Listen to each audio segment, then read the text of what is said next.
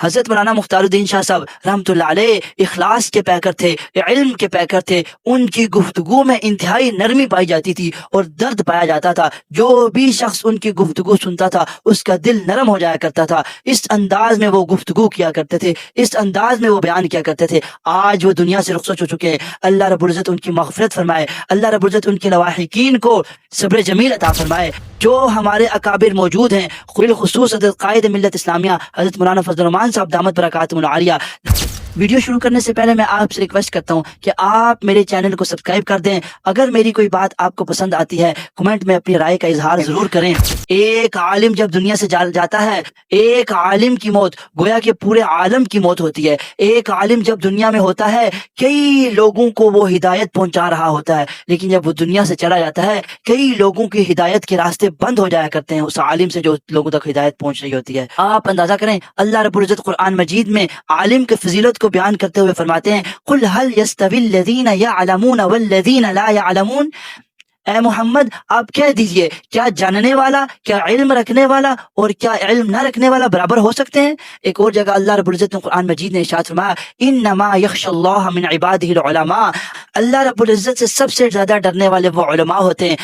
میں اکثر اس آیت کے بارے میں جب گفتگو کرتا ہوں تو اس میں یہ میں ضمناً ایک بات عرض کرتا ہوں، در حقیقت علماء اکرام میں جتنا اللہ کا خوف ہوتا ہے اتنا عوام الناس میں نہیں ہو سکتا. اس کی وجہ بھی میں بیان کرتا ہوں. عوام ایسی ہوتی ہے جن تک دین کی کوئی بات پہنچتی ہے بغیر تحقیق کی آگے بتا دیتے ہیں، لیکن کہ ایک عالم وہ ایسا شخص ہوتا ہے کہ جب تک اس بات کی تحقیق نہ کر لے، جب تک اس بات کی یہ تصدیق نہ ہو جائے کہ یہ اتھینٹک خبر ہے، یہ صحیح خبر ہے، صحیح روایت سے پتہ چلی ہے خبر، اس وقت تک وہ آگے نہیں پہنچاتا. میں اس کی مثال دیا کرتا ہوں.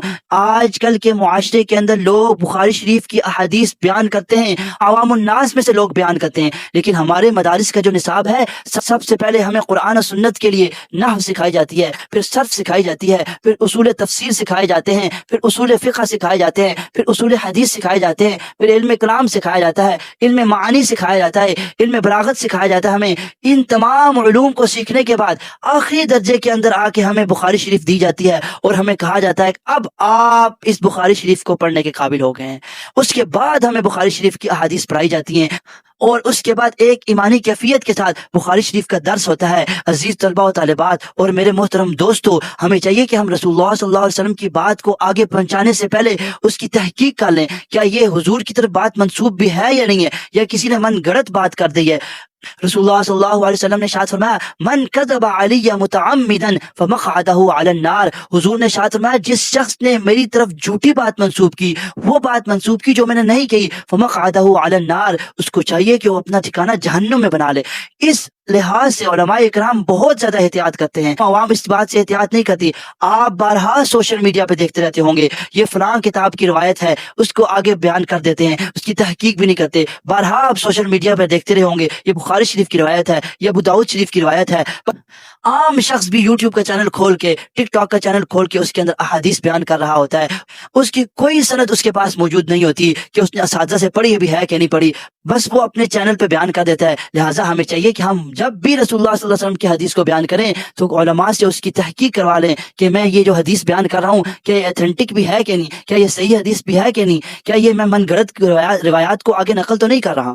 میں عرض یہ کر رہا تھا اللہ رب العزت نے قرآن مجید میں علماء کی فضیلت بیان فرمائی ہے. اسی طرح احادیث کے اندر بھی رسول اللہ صلی اللہ علیہ وسلم نے علماء کی فضیلت بیان فرمائی ہے. حضور صلی اللہ علیہ وسلم نے ارشاد فرمایا العلماء ورثۃ الانبیاء، علماء انبیاء کے وارث ہوتے ہیں. سونے میں انبیاء کے وارث نہیں ہوتے، چاندی میں انبیاء کے وارث نہیں ہوتے، بلکہ علماء اکرام علم کے لحاظ سے انبیاء کے وارث ہوتے ہیں. اور انبیاء اکرام علیہ الصلوۃ والسلام اپنی وراثت میں علم چھوڑ کے جاتے ہیں، جس وراثت کو لے کر علماء اکرام آگے چلتے ہیں اور یہی علم لوگوں تک سکھاتے ہیں. آپ اندازہ کریں آج تک جو ہمارے پاس دین محفوظ ہے یہ سب سے پہلے حضور نے صحابہ کو سکھایا، صحابہ نے تابعین کو سکھایا، تابعین نے تبع تابعین کو سکھایا، انہوں نے اپنے شاگردوں کو سکھایا. آج تک ہمارے پاس سند کے ساتھ یہ دین محفوظ ہے. جس طرح رسول اللہ صلی اللہ علیہ وسلم نے احادیث بیان کی آج بعینی ویسی احادیث ہمارے پاس موجود ہیں.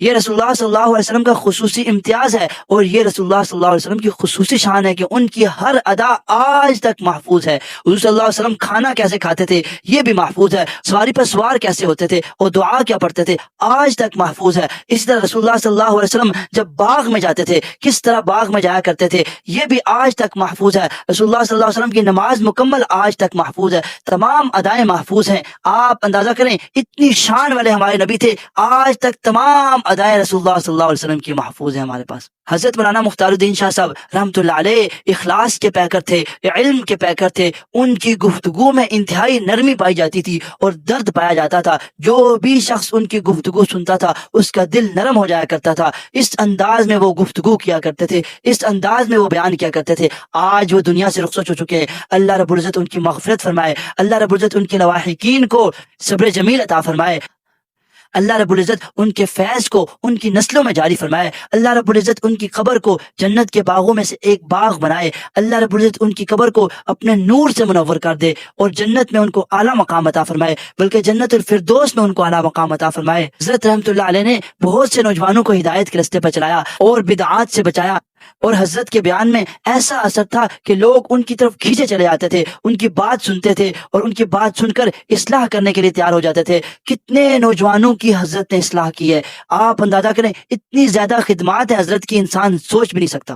اللہ رب العزت سے دعا ہے جو کچھ کہا سنا اس پر عمل کرنے کی توفیق عطا فرمائے، جو اکابرین دنیا سے ہمارے چلے گئے اللہ رب العزت ان کی بخشش فرمائے، ان کی قبر کو اپنے نور سے منور فرمائے۔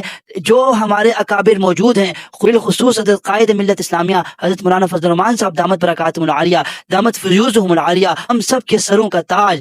آپ اندازہ کریں، ایک عالم فرما رہے تھے اگر یہ علماء پارلیمنٹ میں نہ ہو ہمارے لیے دین بیان کرنا انتہائی زیادہ مشکل ہو جائے۔ اللہ رب العزت ان علماء کا سایہ ہمارے سروں پر تعدیل قائم رکھے اور ایسے علماء کے علم میں برکت عطا فرمائے، ایسے علماء کے عمر میں برکت عطا فرمائے۔ اللہ رب العزت قائد ملت اسلامیہ کی زندگی میں برکت عطا فرمائے۔ وما علینا الا البلاغ المبین۔